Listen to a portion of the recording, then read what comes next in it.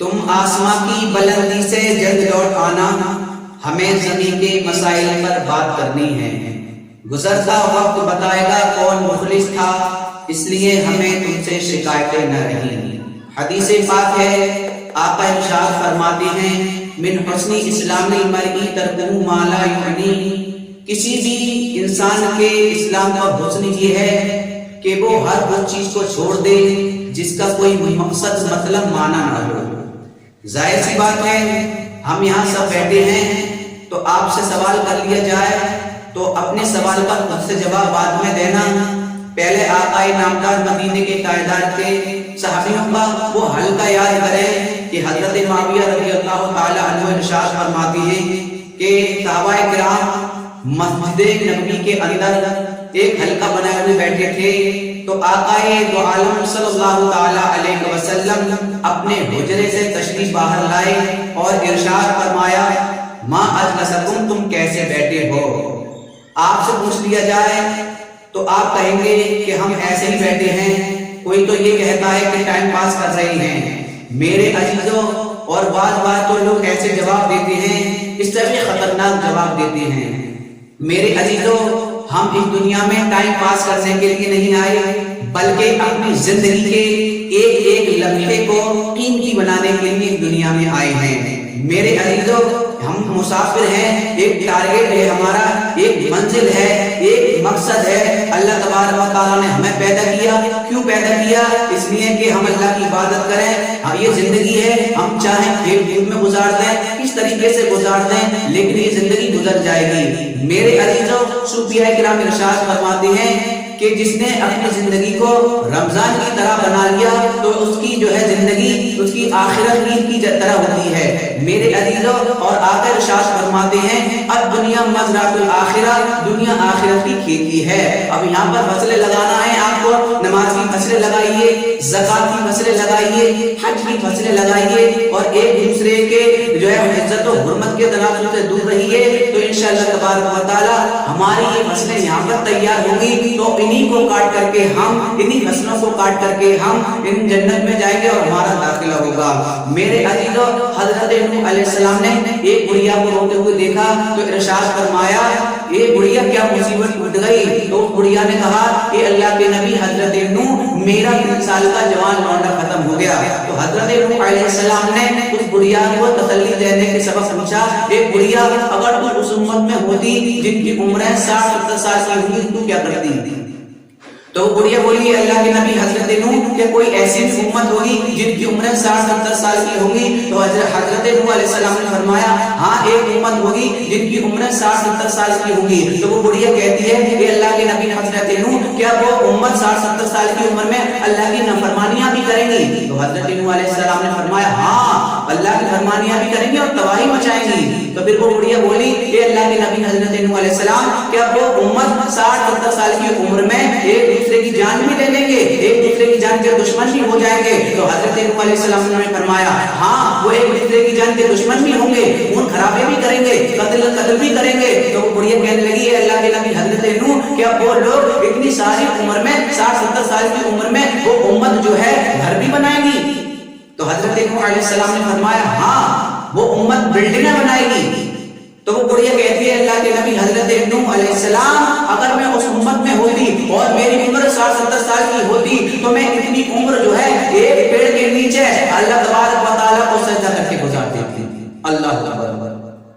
میرے دوستو، ہم نے اپنے گناہوں کا حسد کا مرکز بنا کر کے، اپنے گناہوں کی آزمائش بنا کر کے، اپنے دل کو مردہ کر کر کے ہم اللہ کے حضور حاضر ہوں گے تو کیا جواب دیں گے؟ میرے آقا صلی اللہ تعالیٰ علیہ وسلم ارشاد فرماتے ہیں کہ عقل مند ہوشیار وہ ہوتا ہے جو یہ حساب کتاب لگاتا رہے کہ دنیا میں کمایا کتنا ہے اور کھویا کتنا ہے، اور مر جانے کے بعد میں جن چیزوں کی ضرورت پیش آنا ہے اس کو اپنی زندگی میں کتنا حاصل کیا ہے۔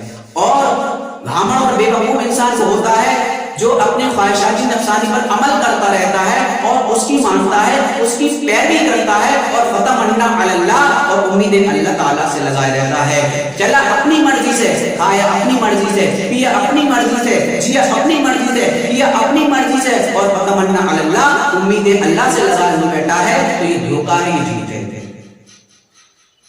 اللہ تبارک و تعالیٰ ارشاد فرماتے फरमाता है यौम ला यनफउ मालुन वला बनून इल्ला मन अल्लाह बिक़ल्बिन सलीम। अल्लाह तबारक व तआला के यहाँ पर एक ऐसे दिल का राज चलता है जो सही सलामत दिल है, एक कल्ब सलीम का राज चलता है। तो हजरत अल्लामा कुशैरी फरमाते हैं कि कल्ब सलीम होता क्या है? जहाँ पर माल काम नहीं आ रहा है, जहाँ बात काम नहीं आ रही है, जहाँ बाप काम नहीं आ रहा है, जहाँ औलाद काम ना आ रही है, ये कल्ब सलीम है क्या? तो अल्लामा कुशैरी इरशाद फरमाते हैं कल्ब सलीम वो होता है जो खुदा के खौफ से डसा हुआ होता है। कभी आपने सांप का डसा हुआ देखा है? कभी बिच्छू का डसा हुआ देखा है?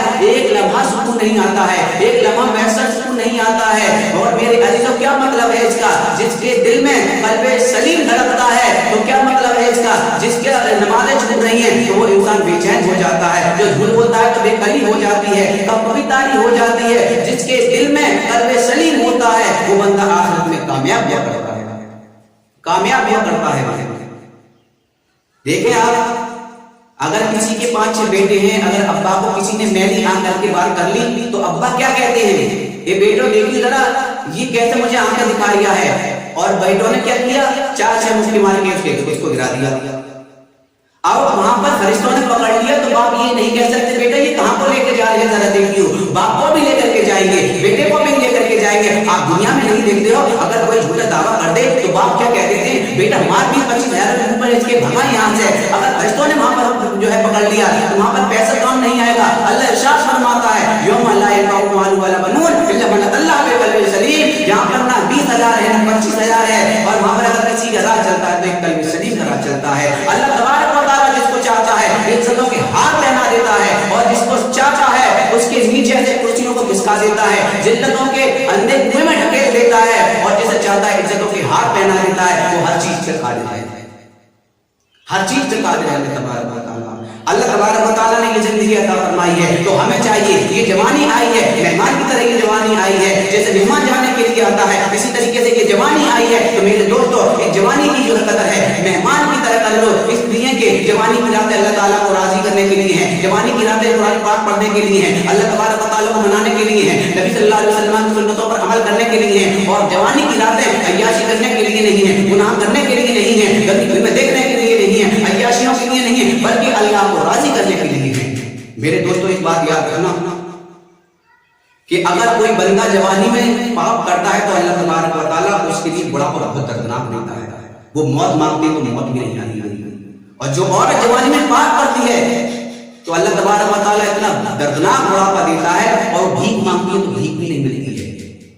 मैं कहना चाहता हूं कि मेरी बहनों से भी कहना चाहता हूं कि अल्लाह तबारक व तआला ने अगर खूबसूरती दी है तो उन्हें चाहिए कि वो खूबसूरती को अल्लाह किसी को न दिखाएं, पर्दा करें। जो खूबसूरती देना जानता है वो छीनना भी जानता है।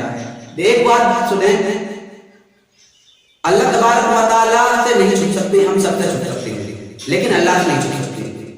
देखो, मरना है हमको, अगर आखिरत की तैयारी करोगे तब भी मरना है, ना करोगे तब भी करना है। अगर आखिरत की तैयारी करोगे तो इंशाअल्लाह ताला दुनिया भी खैर से गुजरेगी और आखिरत भी खैर से गुजरेगी, और कफन भी मैला नहीं होगा, ना ही कब्र के अंदर कीड़े पड़े नहीं पड़ेंगे। और अगर अल्लाह की नाफरमानी करोगे तो कफन भी मैला होगा, कीड़े भी पड़ेंगे, अज़ाब भी होगा।